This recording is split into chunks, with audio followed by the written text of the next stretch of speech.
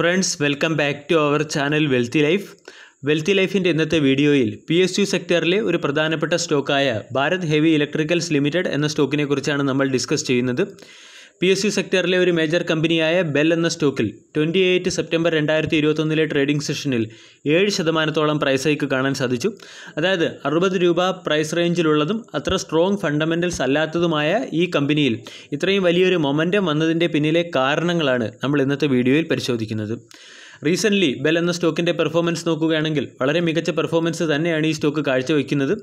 അതോടൊപ്പം തന്നെ ഈ സ്റ്റോക്ക് മേക്ക് ഇൻ ഇന്ത്യ പ്രോഗ്രാമുമായി അസോസിയേറ്റഡ് ആയിട്ടുള്ള ഒരു സ്റ്റോക്കുമാണ്. സ്റ്റോക്കിൻ്റെ ടെക്നിക്കൽ അനാലിസിസും സ്റ്റോക്കിൽ ഇത്രയും വലിയ മൊമെൻറ്റം വന്നതിൻ്റെ പിന്നിലെ കാരണങ്ങളിലേക്കും കടക്കുന്നതിന് മുൻപ് വെൽത്തി ലൈഫ് എന്ന ചാനൽ നിങ്ങൾ ആദ്യമായാണ് വിസിറ്റ് ചെയ്യുന്നതെങ്കിൽ ചാനൽ ദയവായി സബ്സ്ക്രൈബ് ചെയ്യുക for getting instant stock recommendation and regular market update. ചാനലിൻ്റെ സൈഡിൽ നിന്നും സ്വിംഗ് ട്രേഡിന് ആവശ്യമായ അഡീഷണൽ ഇൻസൈറ്റ്സ് ലഭിക്കുന്നതിന് ജോയിൻ ബട്ടൺ എന്ന ഓപ്ഷൻ കൺസിഡർ ചെയ്യാവുന്നതാണ്. Swing, intraday, positional, BTST, breakout തുടങ്ങിയവയുടെ കോംബോ പാക്ക് ലഭിക്കുന്നതിന് ടെലിഗ്രാം ഗ്രൂപ്പിൽ ജോയിൻ ചെയ്യാവുന്നതാണ്. സ്റ്റോക്കിൽ ഇന്ന് 7% പ്രൈസ് ഹൈക്ക് കാണാൻ സാധിച്ചു. അതിൻ്റെ പിന്നിലെ പ്രധാനപ്പെട്ട കാരണം ഈ കമ്പനിക്ക് ലഭിച്ച വലിയൊരു ഓർഡറാണ്. അതായത് ഗോവ ഷിപ്പ്യാർഡിൽ നിന്നും വാർഷിപ്പിന് ആവശ്യമായിട്ടുള്ള ഗൺ മൗണ്ട് നിർമ്മിക്കുന്നതിനുള്ള ഓർഡറാണ് ബെൽ എന്ന കമ്പനിക്ക് ലഭിച്ചത്. കൃത്യമായി നമ്മൾ പരിശോധിക്കുകയാണെങ്കിൽ ഇന്ത്യൻ നേവിക്ക് വേണ്ടിയുള്ള സൂപ്പർ റാപ്പിഡ് ഗൺ മൗണ്ട് നിർമ്മിക്കുന്നതിനും ഈ ഗൺ മൗണ്ടിൻ്റെ അപ്ഗ്രഡേഷൻ, ഇൻസ്റ്റാളേഷൻ, കമ്മീഷനിങ് തുടങ്ങിയ എൻ്റയർ പ്രോജക്റ്റുമാണ് ഈ കമ്പനിക്ക് ലഭിച്ചത്. കമ്പനിയുടെ ഹരിദ്വാർ യൂണിറ്റ് ആയിരിക്കും ഈ രീതിയിൽ ഗൺ പ്രൊഡ്യൂസ് ചെയ്യുന്നത്. ചാർട്ട് പാറ്റേൺ നമ്മൾ പരിശോധിക്കുകയാണെങ്കിൽ വളരെ ഇൻട്രസ്റ്റിംഗ് ആയിട്ടുള്ള ഒരു ചാർട്ട് പാറ്റേൺ തന്നെയാണ് ഈ കമ്പനിയിൽ കാണാൻ സാധിക്കുന്നത്. കൃത്യമായി നമ്മൾ പരിശോധിക്കുകയാണെങ്കിൽ ജൂൺ ജൂലൈ മാസത്തിൽ ഈ സ്റ്റോക്ക് 80 രൂപ എന്ന പ്രൈസ് റേഞ്ച് വരെ എത്തിയിരുന്നു. അതിനുശേഷം ഈ സ്റ്റോക്കിൽ ഒരു ഗ്രാജുവൽ കറക്ഷൻ സംഭവിക്കുകയും സ്റ്റോക്ക് അതിൻ്റെ 200 എക്സ്പോണൻഷ്യൽ മൂവിംഗ് ആവറേജ് റേഞ്ചായ 53 രൂപ അല്ലെങ്കിൽ 50 രൂപ പ്രൈസ് റേഞ്ചിൽ സപ്പോർട്ട് എടുക്കുകയും ചെയ്തു. അതിനുശേഷം സ്റ്റോക്കിൽ നമ്മൾക്ക് വീണ്ടും മൊമെൻറ്റം വന്നു തുടങ്ങിയതായിട്ട് കാണാൻ സാധിക്കും. സ്റ്റോക്കിൻ്റെ വീക്ക്ലി ചാർട്ട് പാറ്റേൺ നമ്മൾ പരിശോധിക്കുകയാണെങ്കിൽ അവിടെ നമ്മൾക്ക് മനസ്സിലാകും 2020 ഏപ്രിൽ മാസത്തിൽ ഈ സ്റ്റോക്ക് 20 രൂപ പ്രൈസ് റേഞ്ചിൽ അവൈലബിൾ ആയിരുന്ന സ്റ്റോക്കാണ്. അട്രാക്റ്റീവ് ആയിട്ടുള്ള ഒരു ട്രെൻഡ് പാറ്റേൺ അല്ലെങ്കിൽ ഒരു ട്രെൻഡ് ലൈൻ നമ്മൾക്ക് ഈ സ്റ്റോക്കിൻ്റെ ടെക്നിക്കൽ ചാർട്ടിൽ അനാലിസിസിൽ നിന്നും എടുക്കാമെങ്കിലും സ്റ്റോക്ക് അസോസിയേറ്റഡ് ആയിട്ടുള്ള റിസ്കിനെ കുറിച്ചും നമ്മൾ ഒരിക്കലും മറന്നുകൂടാ. അതായത് 2020 ഏപ്രിൽ മാസത്തിൽ 20 രൂപ എന്ന പ്രൈസ് റേഞ്ചിൽ നിന്നും ഈ സ്റ്റോക്കിൽ 40 രൂപ എന്ന ലെവലിലേക്കുള്ള ഒരു റാലി നമ്മൾക്ക് ജൂലൈ മാസത്തിൽ കാണാൻ സാധിച്ചു. അതിൻ്റെ പിന്നിലെ പ്രധാന കാരണം നമ്മൾ പരിശോധിക്കുകയാണെങ്കിൽ ഇന്ത്യ ചൈന ബോർഡർ ടെൻഷൻ ആയിരുന്നു. ആ സമയത്ത് PSU സെക്ടറിലെ ഒരു സ്റ്റോക്കായ ബെൽ എന്ന സ്റ്റോക്കിൽ നല്ല രീതിയിലുള്ളൊരു മൊമെൻറ്റം കാണാൻ സാധിച്ചു. ശേഷം 40 രൂപ എന്ന റേഞ്ച് സ്റ്റോക്ക് റീടെസ്റ്റ് ചെയ്തതിന് ശേഷം ഒക്ടോബർ മാസത്തോടുകൂടി സ്റ്റോക്കിൽ ഒരു കറക്ഷൻ വരികയും ചെയ്തു. ഒക്ടോബർ മാസത്തിൽ ഈ സ്റ്റോക്കിൽ കറക്ഷൻ വരാനുള്ള പ്രത്യേകത അല്ലെങ്കിൽ കാരണം പരിശോധിക്കുകയാണെങ്കിൽ കമ്പനിയുടെ ക്വാർട്ടർലി റിസൾട്ട് വന്നതായിരുന്നു. സ്റ്റോക്ക് വീണ്ടും ഈ ഒക്ടോബർ മാസത്തിൽ ഒരു കറക്ഷൻ വന്നതിന് ശേഷം സ്റ്റോക്ക് വീണ്ടും നമ്മൾക്കൊരു റാലി നൽകി, അതായത് ഒരു അപ് ട്രെൻഡ് റാലി നൽകി. അതിനുശേഷം നമ്മൾ പരിശോധിക്കുകയാണെങ്കിൽ ഏപ്രിൽ മാസത്തിൽ ഈ സ്റ്റോക്കിൽ വീണ്ടും കറക്ഷൻ സംഭവിച്ചു. അതായത് ഏപ്രിൽ മാസത്തിൽ സ്റ്റോക്കിൻ്റെ Q1 റിസൾട്ട് വന്നിരുന്നു. Q1 റിസൾട്ട് വന്നപ്പോൾ ഈ സ്റ്റോക്കിൽ വീണ്ടും ഒരു കറക്ഷൻസ് കാണാൻ സാധിച്ചു. അതിനുശേഷം നമ്മൾക്ക് സ്റ്റോക്ക് നോക്കുകയാണെങ്കിൽ അവിടെ നിന്നും സ്റ്റോക്കിൽ വീണ്ടും ഒരു റാലി കാണാൻ സാധിച്ചു. 80 രൂപ എന്ന പ്രൈസ് റേഞ്ചിലേക്കുള്ള ഒരു റാലിയാണ് വന്നത്.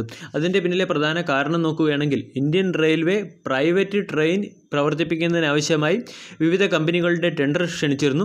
അവിടെ ബെൽ എന്ന കമ്പനിയും വളരെ അട്രാക്റ്റീവായിട്ട് അല്ലെങ്കിൽ ബെൽ എന്ന കമ്പനി അതിൻ്റെ ഫൈനൽ സ്റ്റേജ് വരെ എത്തിയിരുന്നു. അതിൻ്റെ ഇമ്പാക്റ്റ് സ്റ്റോക്കിൽ നമ്മൾക്ക് കാണാൻ സാധിച്ചു. ന്യൂസ് ബേസ്ഡ് മൊമെൻറ്റം ഈ സ്റ്റോക്കിൽ ഉണ്ടാവുകയും ഈ സ്റ്റോക്ക് 80 രൂപ എന്ന പ്രൈസ് റേഞ്ചിലേക്ക് എത്തുകയും ലാസ്റ്റ്ലി ഇന്ത്യൻ റെയിൽവേ IRCTC എന്ന കമ്പനിയെ പ്രൈവറ്റ് ട്രെയിൻ റൺ ചെയ്യുന്നതിന് വേണ്ടി സെലക്ട് ആയ സമയത്ത് ബെൽ എന്ന സ്റ്റോക്കിൽ നമ്മൾക്കൊരു കറക്ഷൻ കാണാൻ സാധിച്ചു. അതിനുശേഷമുള്ള ആ ന്യൂസ് നമ്മൾ ഫോളോ ചെയ്യുകയാണെങ്കിൽ IRCTC പ്രൈവറ്റ് ട്രെയിൻ റൺ ചെയ്യുന്ന പ്രോഗ്രാമിൽ നിന്നും IRCTCയെ ഇന്ത്യൻ റെയിൽവേ മാറ്റിയിരുന്നു. അതായത് ഈ ടെൻഡർ പുനരാരംഭിക്കാൻ ഇന്ത്യൻ റെയിൽവേ തീരുമാനിക്കുകയായിരുന്നു. ആ ന്യൂസോടുകൂടി ബെൽ എന്ന സ്റ്റോക്കിൽ വളരെ വലിയൊരു കറക്ഷൻ വരികയും ഈ സ്റ്റോക്ക് 50 രൂപ എന്ന പ്രൈസ് റേഞ്ചിൽ വന്ന് സപ്പോർട്ട് എടുക്കുകയും ചെയ്തു. അതായത് സ്റ്റോക്കിൻ്റെ സപ്പോർട്ട് നമ്മൾ പരിശോധിക്കുകയാണെങ്കിൽ 20 രൂപ എന്ന റേഞ്ചിൽ നിന്നും സ്റ്റോക്ക് 30 രൂപ എന്ന റേഞ്ചിൽ സപ്പോർട്ട് എടുത്തു. 30 രൂപ എന്ന റേഞ്ചിൽ നിന്നും സ്റ്റോക്ക് 40 രൂപ എന്ന റേഞ്ചിൽ സപ്പോർട്ട് എടുത്തു. ഇപ്പോൾ സ്റ്റോക്ക് 50 രൂപ എന്ന റേഞ്ചിലാണ് സപ്പോർട്ട് എടുക്കുന്നത്.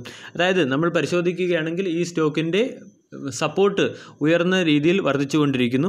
അതുപോലെ തന്നെ സ്റ്റോക്കിൽ നല്ല രീതിയിലുള്ളൊരു മൊമെൻറ്റവും നമ്മൾക്ക് കാണാൻ സാധിക്കുന്നുണ്ട്. ഇനി ഷോർട്ട് ടൈം പൊസിഷനിൽ മാത്രമേ നമ്മൾക്ക് ബെൽ എന്ന സ്റ്റോക്കിനെ കൺസിഡർ ചെയ്യാവൂ. അതായത് ഈ കമ്പനിയുടെ ബെൽ എന്ന സ്റ്റോക്കിൽ പൊസിഷൻ എടുക്കുകയാണെങ്കിൽ ഉറപ്പായിട്ടും നമ്മൾക്ക് ഈ കമ്പനിയുടെ ക്വാർട്ടർലി റിസൾട്ട് വരുന്നതിന് മുൻപേ പ്രോഫിറ്റ് ബുക്ക് ചെയ്ത് എക്സിറ്റ് ആകാനും ശ്രമിക്കണം. അതല്ലെങ്കിൽ ഈ സ്റ്റോക്ക് വളരെ മോശമായ റിട്ടേൺ ആണ് നൽകുന്നത്. അതായത് 1 ഇയറിലെ സ്റ്റോക്കിൻ്റെ പെർഫോമൻസ് നമ്മൾ പരിശോധിക്കുകയാണെങ്കിൽ 9% റിട്ടേൺ ആണ് തന്നത്. അതുപോലെ തന്നെ സ്റ്റോക്കിൻ്റെ ഫണ്ടമെൻറ്റൽസ് നോക്കുകയാണെങ്കിൽ വളരെ വീക്ക് ഫണ്ടമെൻറ്റൽസ് ആണ് കാണാൻ സാധിക്കുന്നത്. 21,033 കോടി രൂപയുടെ മാർക്കറ്റ് ക്യാപ്പാണ് നമ്മൾക്ക് ഈ കമ്പനിയിൽ കാണാൻ സാധിക്കുന്നത്. അതുപോലെ തന്നെ സ്റ്റോക്കിൻ്റെ 52 വീക്ക് ഹൈ നോക്കുകയാണെങ്കിൽ 79 രൂപ 60 പൈസയും 52 വീക്ക് ലോ 26 രൂപയുമാണ്. സ്റ്റോക്കിൻ്റെ റിട്ടേൺ പാരാമീറ്റേഴ്സ് നോക്കുകയാണെങ്കിൽ റിട്ടേൺ ഓൺ ക്യാപിറ്റൽ എംപ്ലോയിഡ് -9.6ഉം റിട്ടേൺ ഓൺ ഇക്വിറ്റി -9.88ഉം ഫേസ് വാല്യൂ 2 രൂപയുമാണ്. സ്റ്റോക്കിൽ സെയിൽസും അതുപോലെ തന്നെ പ്രോഫിറ്റും കാലാകാലങ്ങളായി ഇടിഞ്ഞുകൊണ്ടിരിക്കുകയാണ്. സ്റ്റോക്കിൻ്റെ സെയിൽസ് ഗ്രോത്ത് നമ്മൾ നോക്കുകയാണെങ്കിൽ നെഗറ്റീവ് സെയിൽസ് ഗ്രോത്ത് ആണ് കാണാൻ സാധിക്കുന്നത്.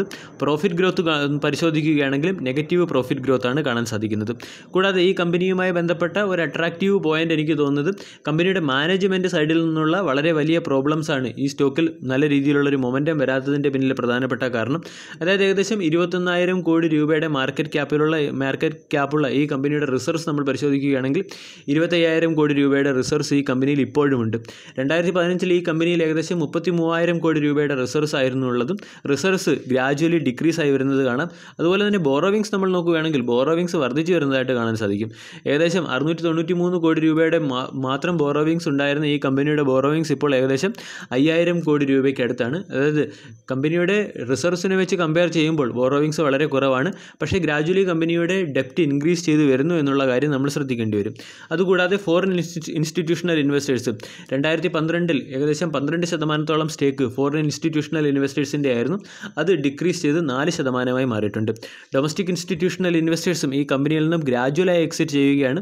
18% നിന്നും ഡൊമസ്റ്റിക് ഇൻസ്റ്റിറ്റ്യൂഷണൽ ഇൻവെസ്റ്റേഴ്സിൻ്റെ ഹോൾഡിംഗ് 12% മാറിയിട്ടുണ്ട്. ഇവിടെ ഏറ്റവും വലിയ സ്റ്റേക്ക് ഹോൾഡറായിട്ട് കാണാൻ സാധിക്കുന്നത് PSU സെക്ടറിലെ ഒരു പ്രധാന സ്റ്റേക്ക് ഹോൾഡറായ LIC എന്ന കമ്പനി തന്നെയാണ്. അതേസമയം 5% മാത്രം സ്റ്റേക്ക് ഹോൾഡിംഗ് ഉണ്ടായിരുന്ന പബ്ലിക്കിൻ്റെ സ്റ്റേക്ക് ഹോൾഡിംഗ് 19.76 എന്ന ലെവലിലേക്ക് എത്തിയിട്ടുണ്ട്. പലപ്പോഴും ഈ സ്റ്റോക്കിൽ ട്രേഡിംഗ് പർപ്പസിന് വേണ്ടി സ്റ്റോക്കിൽ പൊസിഷൻ എടുത്തതിന് ശേഷം സമയത്ത് എക്സിറ്റ് ആവാൻ സാധിക്കാത്തതിൻ്റെ ഫലമായിട്ടാണ് ഈ കമ്പനിയിൽ പബ്ലിക് ഷെയർ ഹോൾഡിംഗ് വർദ്ധിക്കുന്നതായിട്ട് നമ്മൾക്ക് കാണാൻ സാധിക്കുന്നത്. കമ്പനിയുടെ പെർഫോമൻസ് നമ്മൾ നോക്കുകയാണെങ്കിൽ വളരെ മോശമായ പെർഫോമൻസ് തന്നെയാണ് ഈ കമ്പനി എപ്പോഴും കാഴ്ചവെക്കുന്നത്.